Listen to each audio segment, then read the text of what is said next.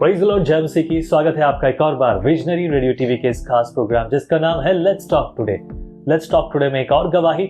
मैं हूं पंजाब के अमृतसर में और हमारे बीच में है बहन शमा डेविड। उनकी कहानी सुनेंगे, उनकी जुबानी, वो गवाही जो प्रभु की ओर से है। प्रेज़ द लॉर्ड जी, जय मसीह की। आप पंजाब से दिल्ली पहुंच गए और दिल्ली से वापस पंजाब, क्या बात है। मैं सुनना चाहता हूँ आपकी पूरी कहानी, जैसा मैंने थोड़ा आपसे सुना, पर असली में वो कौन सी बात है जिसने आपके जीवन में सच्चे विश्वास को लाकर रखा है? अगर आज मैं आपके सामने हूँ, यहाँ हूँ, तो सिर्फ प्रभु यीशु मसीह की दया से, नहीं तो मैं जिंदा नहीं रहती। अगर आज जिंदा हूँ तो उनकी महान कृपा और करुणा के द्वारा। वैसे तो मेरे परिवार में बहुत प्रॉब्लम, जब से मैंने होश संभाला अपने घर में, अपने परिवार में दुख परेशानियाँ, बहुत दुख देखा। कोई मेरा भाई बहन नहीं था। मेरे मम्मी पापा, जैसे शादी होने के बाद मेरे पापा दिल्ली चले गए, उनको वहाँ जॉब मिली थी, JCB स्कॉट है, वहाँ पे काम करते थे वो। तो वो बहुत पूजा पाठ करने वाले थे, बहुत मतलब कि तांत्रिक विद्या जो होती है ना, सब हाथ देखना, ये सब जानते भी थे। तो ये आपके पिताजी करते? मेरे पिताजी करते थे। Okay. ये सब जानते थे। वो पूजा पाठ, बहुत पंडितों से उनकी जान पहचान, मुलाकात बहुत ज्यादा। क्या कारण था ये सब तांत्रिक विद्या करने का? पापा मैं जब से वो संभाला उनको ऐसे देखती थी कि वो बहुत पूजा पाठ करना, जैसे कि हमारा एक रूम था, उस रूम में सारी मूर्तियां आपकी रखना और जोत जलाना, सब हमेशा होता रहता था ऐसा। नहीं, मेरा सवाल क्या है, ये क्यों है? क्योंकि तांत्रिक विद्या असल में आपने बताया कि वो एस्कॉर्ट में और उन सब JCB वगैरह में, नहीं मतलब कि वो हाथ वगैरह देख लेती थी ये अच्छा, सब। तो that was his वो डिजायर, वो रुचि थी उनकी रुचि थी, उनको ये सब था, क्योंकि वो कई लोगों से बातचीत करते थे, मिलते भी थे, इसलिए। ठीक है। तो जब हमारे हालात इतने खराब हो गए कि मेरी मम्मी बेड पे चले गई, जब मैंने होश संभाला, देखा कि वो 4 साल तक मेरे पढ़ने के बाद, पढ़ाई भी मैं कर रही थी तो अच्छी तरह पढ़ाई नहीं कर पा रही थी, क्योंकि हालात ही ऐसे थे, हमेशा प्रॉब्लम्स। इतना जॉब करने के बाद भी पापा का सारा पैसा दवाइयों पे जाता था। मम्मी बेड पे थे, मम्मी उठ नहीं सकते थे, चल नहीं पाते थे, उनको पूरा एक साइड पैरालाइज हो गया। तो डॉक्टर बोलते थे कि दवाइयाँ दे रहे हैं, चल रहे हैं, ठीक है। तो पापा ने मतलब कि कई जगह जाके पंडितों से कहा, वो कहते हवन करेंगे, ऐसे करेंगे, ठीक हो जाएगा, पर ठीक कुछ नहीं हुआ। मैं भी बहुत उपवास रखने लगी, चलो उपवास रखेंगे, सोमवार का भी, मंगलवार का भी, बुध भाई पंडित मंदिर जाना आना, खूब मैं शायद करने से सब ठीक हो जाएगा, पर ठीक नहीं हुआ। बहुत दुख, बहुत परेशानी। तो ऐसे हालात आ गए कि मैंने कहा नहीं, परमेश्वर नहीं है। अगर वो होता तो हमारे जीवन में काम करता। मैंने जॉब भी करना शुरू किया, क्योंकि मेरे पापा ने सारा पैसा दवाइयों पे खत्म हो गया, जितना भी था। वो रिटायर हुए, वो भी सारा लग गया। एक घर ही खरीदा था हमने, वो भी ऐसा हो गया। तो उसके बाद मेरे पापा ने घर को संभालने की बजाय वो भी बैक साइड होते चले गए, मन उनका टूट गया, वो भी चले गए। घर का हालात ऐसे हो गया, मैं जॉब पे जाना, मम्मी को आकर देखना, मम्मी बेड में, और कोई रिश्तेदार साथ नहीं देता था, कोई भाई बहन नहीं था देखने वाला पीछे से। तो मेरा मन भी टूट गया। मैं कहा नहीं, मैंने सब कुछ छोड़ दिया। और जो पापा ने एक रूम बनाया था, उस रूम को भी मैंने ताला लगा बंद कर दिया। मैंने कहा परमेश्वर है तो मुझसे बातें करे, मुझसे क्यों नहीं बात करता? हमारे दुख में परमेश्वर कहते हैं सुनता है, क्यों नहीं सुन रहे, क्यों कोई जवाब नहीं मिल रहा? तो उसके कारण से मेरा मन टूट गया पूरा। मैंने जाना बंद कर दिया। मैं जॉब पे जाती थी तो वहाँ एक लड़की थी जो आती थी, उसने वो चर्च गए, क्योंकि उनका कुछ खो गया, तो वो चर्च गए, प्रार्थना कराए, मिल गया। उसने मुझे बताया, मैंने विश्वास नहीं किया। मैं कहा नहीं, ऐसा कुछ नहीं होता। मैं कहा हम गुरुद्वारे गए, हर जगह जाकर देखा, जहाँ जहाँ बोलते हैं सब जगह जाकर करके देखा, पर कोई शांति नहीं, कोई फर्क नहीं, कोई आराम नहीं। तो मैं कहा नहीं, ऐसा कुछ नहीं होता। तो मैंने जॉब भी छोड़ दी। मैं कहा नहीं। क्या काम करते थे आप? मैं ऑफिस के अंदर थोड़ा सा काम, जैसे कि वर्क वगैरह ऐसे करना थोड़ा बहुत था, क्योंकि मैं ज्यादा पढ़ नहीं पाई थी हालात होने के कारण से। तो जब ऐसे था तो मैंने छोड़ दिया। मैं घर पे थी, मम्मी बेड पे ही रहते थे, उनको बेड पे उठाना, सब कुछ करना। तो मैंने कहा, कई बार पुराने जमाने में गेहूं में वो दवाई रखते थे ना, गोलियां रखते थे, उसको मैंने पानी में डाला, कितनी बार पीने की कोशिश की, पर मैं उसे पी नहीं पाती थी। फिर मम्मी को देखती थी कि मम्मी बैठ पे, उनको कौन देखेगा, मैं भी चली जाऊंगी। और हमारे आसपास में, हम सेक्टर 3 में रहते थे, बल्लभगढ़ फरीदाबाद, तो वहाँ आसपास के लोग हर सुबह रोक करके पूछते थे, सामा सब ठीक है? क्यों? उनको पता था कि इस घर में कुछ ना कुछ हो जाएगा, कि मम्मी ठीक है, ऐसे पूछा करते थे। तो ऐसे करके मैंने सब छोड़ के, ऐसे 1 हफ्ता 3-4-5 दिन हो गए, मैंने अच्छी तरह कुछ खाया पी नहीं। मैं ऐसे लेटी हुई थी, संडे का दिन था, मुझे एक सपना आया। मैंने सपने में देखा एक व्यक्ति है जिसने ब्लैक पैंट व्हाइट कमीज पहनी है, उसके आधे बाल ब्लैक और व्हाइट है, वो मुझे इधर खींच रहा है, और एक व्यक्ति इसने पूरे कपड़े ब्लैक पहने, वो मुझे इधर खींच रहा है। तो मैं उसी समय उठी, मैंने कहा ये ऐसे क्या मैं देख रही हूँ। और मेरे को उसी समय उस लड़की का नाम याद आया जो मेरी फ्रेंड थी, सुमन। उसने कहा था चर्च, तो मुझे बस वही याद आया। मैंने कहा मरना तो है, मरने से पहले एक बार चर्च भी जाकर देख लेते हैं, सब जगह जाकर देखा है। तो मम्मी मेरे बेड पे थे, मम्मी कहते कहाँ जा रहे हो? मैंने कहा मैं 1 मिनट अभी आई। मैं उस लड़की के पास गई, शाम का कुछ 5-6 बजे का टाइम होगा, संडे का। तो मैं उसके पास गई, वो सब्जी में तड़का लगा रही थी। मैं कहा मुझे अभी ले जा, तू कहाँ जाने की बात कर रही थी? कहती मैं तड़का लगा लूँ। मैं कहा मेरा अभी का नहीं पता क्या होने वाला है, तो तड़के की बात करती। कहती नहीं चल सामा चलते हैं। जब हम चर्च गए, जो चर्च का गेट खोलने के लिए आए, वही व्यक्ति जिनको मैंने सपने में देखा है, वही गेट खोलने आ रहे हैं। वो मुझे बोल रहे हैं अंदर आओ। मैं अपने आप को ऐसे पिंच करके देख रही हूँ, मैं अभी सपने में हूँ कि मैं हकीकत में हूँ। मैं अंदर चली गई, तो उन्होंने कहा बैठो प्रार्थना करेंगे।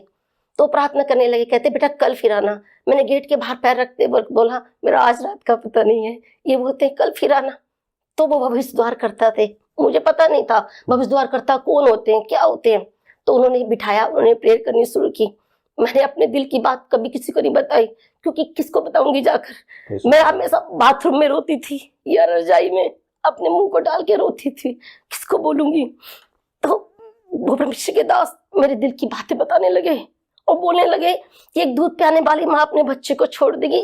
मुझे नहीं पता, ये वचन में लिखा है। उन्होंने बोला, उन्होंने मुझे एक किताब दी, प्रेमलाल का दिल करके किताब थी। तो उन्होंने कहा बेटा इसे पढ़ना। मैंने कहा ठीक है। मुझे कुछ समझ नहीं आया। किताब को खोला, किसी में शेर बनाए, किसी में हाथी बनाए, किसी में कुछ बनाए ना, कहाँ सांप वगैरह बना। मुझे कुछ समझ नहीं आया इसका मतलब क्या है। मैं काफी रातों से सोती नहीं थी, नींद ही नहीं आती थी, कि नींद आनी नहीं, लगता था वो क्या रहा है मेरे साथ, तो मैं जिंदा क्यों हूँ। तो जब मैंने लास्ट में जब पूरा बुक देखा, उसके लास्ट में लिखा था प्रभु यीशु मेरे दिल में आ। वहाँ लास्ट में लिखा है 3 बार। बस मुझे यही समझ आया और कुछ समझ नहीं आया। तो मैंने बोला प्रभु यीशु मेरे दिल में, ऐसे कहा। मैं जहाँ थी मैं वहीं सो गई। उस रात मैं आराम से सोई। जब मैं आराम से सो गई तो मैंने कहा नहीं मुझे जाना है। मैं सुबह उठी, मैं चर्च गई। मैंने उनसे कहा अंकल आपने जो दिया मुझे अच्छा लगा, मुझे नींद आई। तो उन्होंने मुझे नया नियम दे दिया करके, नया नियम कहा कि बेटा इसे पढ़ना, हालेलुया बोलना। मैंने कैसे बोलना है, कैसे प्रार्थना करना है? कहना बस ऐसे हालेलुया बोलना और आमीन करना। मैंने कहा ठीक है। मुझे प्रार्थना करनी नहीं आती, क्योंकि हम तो मूर्तियों के सामने प्रार्थना करते हैं, किताब में से पढ़कर चालीसे वगैरह ये सब पढ़ते थे। तो मैंने कहा मुझे नहीं आता। मैं कहा हालेलुया पर प्रभु यीशु मुझे नहीं पता। ऐसे करके मैं रोज प्रार्थना करने लगी। ऐसे करते करते 10-12 दिन हो गए। कुछ टाइम होगा, रात को मैं से रो के प्रार्थना कर रही थी कि प्रभु यीशु आप मम्मी को चंगा कर दो, आप चंगा कर दो। ऐसे रो के प्रार्थना कर रही थी और आमीन कर दिया। उस रात को छुआ, मैंने देखा मम्मी पहली बार 4 साल से नहीं उठे, बैठ गए ऐसे करके। नहीं तो उनके पीछे रजाइयां गद्दे लगाकर उनको सहारा देना पड़ता है, बाथरूम वॉशरूम सब बेड पे ही करते हैं वो। बैठ गए। मैंने कहा मम्मी क्या हुआ? मम्मी कहती बहुत रोशनी आई, किसी ने उठा के मुझे बिठा दिया। हालेलुया। तो मैं डर गई। मम्मी बोली मुझे वॉशरूम जाना है। मैं टब लेके आई, बोले नहीं मुझे आज उठना है। मम्मी ने मेरे हाथ रखा, उठे। मैंने कहा इम्पॉसिबल, यहाँ पे भूत आ गया। मैंने कहा ये क्या हो गया? अभी तो इतनी बड़ी प्रॉब्लम थी, अभी ये क्या हो गया? मुझे कुछ समझ नहीं आ रहा वो क्या रहा है। तो मैं उस रात ऐसे बैठी रही कि कब सुबह होगी, कब मैं जाकर परमेश्वर के दास को बताऊंगी कि मेरे घर में क्या हो गया है।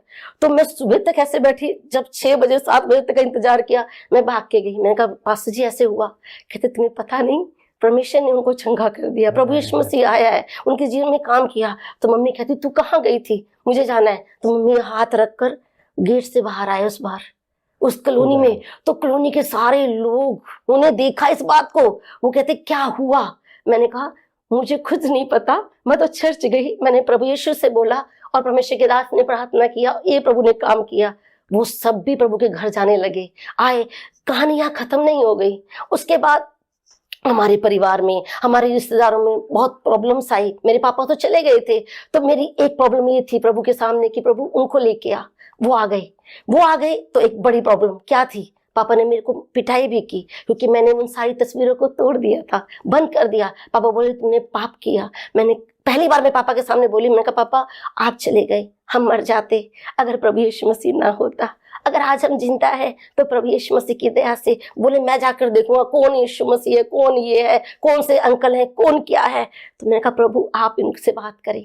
पापा गए, प्रभु ने उनसे भी बात की, उनके जीवन को भी छुआ। तो पापा ने भी विश्वास किया, आने लगे। पर आ रहे थे, पूरी तरह बदलने में टाइम लगता है, पर जब वो आने लगे तो उसके बाद बहुत प्रॉब्लम्स आई। रिश्तेदारों को पता चला, उन्होंने भी बोलना शुरू किया, बहुत कुछ हुआ, लड़ाई झगड़े फिर भी होने लगे। तो मैंने कहा नहीं, मैं शादी नहीं करूंगी, मैं सेवा करूंगी, मैं चाहूंगी काम करूंगी, मेरे को शादी नहीं करना। तो इसके लिए जिद चल रही थी। तो परमेश्वर के दास भविष्य द्वार करता थे, वो मुझे बोलते थे। तो मैंने बोला नहीं, आप तो भविष्य द्वार करता हो ना, इसलिए मेरे को ऐसा बोल रहे हो। नहीं, मैंने नहीं करना, दुख है, बहुत जीवन में दुख उठाया, अब और नहीं उठाना। ऐसे कर तो मैं जॉब पे भी जाने लगी। तो एक परमेश्वर के दास भी बाहर से आए थे, उनके द्वारा भी प्रभु ने मुझे बोला कि नहीं, मैं तुम्हारे लिए तैयार करके दे रहा हूँ, जो मैंने तैयार करके देना है तेरे को। मुझे नहीं पता था कि मेरे को कैसे होगा, क्या होगा। मैं कहा प्रभु जब तक मुझे तू चिन्ह नहीं देगा मैं शादी नहीं करूंगी। बहुत दुख उठाया है। तो परमेश्वर ने अपने दास को भी दर्शन दिखाया, स्कूटर का नंबर दिखाया, स्कूटर का कलर दिखाया, सब दिखाया, पक्का किया इस बात को।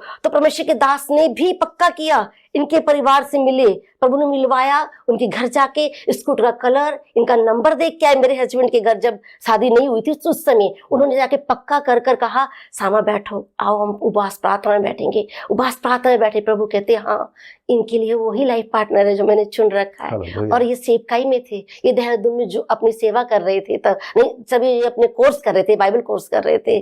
तो मैंने कभी भी ऐसा नहीं सोचा था कि मेरी लाइफ में ऐसा होगा। उसके बाद भी बहुत प्रॉब्लम शैतान ने खड़ी करने की कोशिश की। चलो शादी होने के टाइम पर हमारे सारे रिश्तेदार गुस्से में आ गए, सब गुस्से में। मेरे जलंधर में 5 मामा है, मेरे 5 मामा, उनका पूरा परिवार है। लुधियाना में मेरी सगी बुआ है, उनका परिवार है। वो सब विरोध में हो गए कि तुमने पाप किया है, तुम ये हो, तुम वैसे हो, तुमसे कोई रिश्ता नहीं रहेगा, नाता नहीं रहेगा। बस एक मेरे मामा है जो बाहर थे, वो कहते नहीं सामा तुमने गलती नहीं की, तुम प्रभु को ही मान रहे हो, कोई पाप नहीं है। तो वो आए थे। उसके बाद शादी में इतनी रुकावटें डालनी, मैंने आत्मा को पहन लिया है। के लिए एक जगह मिली, वहां जाते थे, वहां कुछ ही परिवार थे। तो हम सेवा में जाने लगे, पास्टर जी जाते थे, मैं भी उनके साथ संडे को जाती थी, बाकी टाइम जॉब पे जाया करती थी कि घर कैसे चलेगा। हम दिल्ली में रह रहे हैं, रेंट है, सब कुछ है वहां पे, तो आपको सीवर का भी पे आता है, हर चीज की पे करना पड़ेगा, मुश्किल है। तो उसके बाद मैंने कहा प्रभु ने मुझे बोला कि तुम्हें सेवा में आना होगा। मैंने कहा नहीं, घर कैसे चलेगा, करना है। ये फुल टाइम थे पर मैं इनके साथ जाया करती थी। तो उसके बाद भी रुकावटें तो क्या थी कि जब मेरी बेटी का नाम मैरी है, जब वो होने वाली थी तो क्या हुआ, शैतान, हम सेवकाई में जाते थे, शैतान रोकने की कोशिश ही करता था। पर उसके बाद जब मेरी बेटी जब पूरा मंथ हो गया होने का, तो उस समय वो मेरे पेट में 4 घंटे पहले डेथ हो गया, उसकी डेथ हो गई। तो जब हमारे चर्च में जो स्टाफ नर्स वगैरह आते थे, उन्होंने चेक किया, उनको पता चल गया। उन्होंने कहा कोई टेंशन की जरूरत नहीं, कोई नहीं, परमेश्वर मदद करेगा। तो मुझे किसी ने कुछ नहीं बताया कि मुझे ऐसा हो गया है। तो मुझे वो फरीदाबाद के अंदर ही ऑल इंडिया का छोटा ब्रांच है, मुझे वहां ले गए, सरकारी हॉस्पिटल। तो जब मुझे वहां पे ले गए, उन्होंने चेक किया, उन्होंने कहा बेबी को मरे 4 घंटे हो गए, इनको ऑपरेशन करना पड़ेगा जल्द से जल्द। वो भी संडे का दिन था।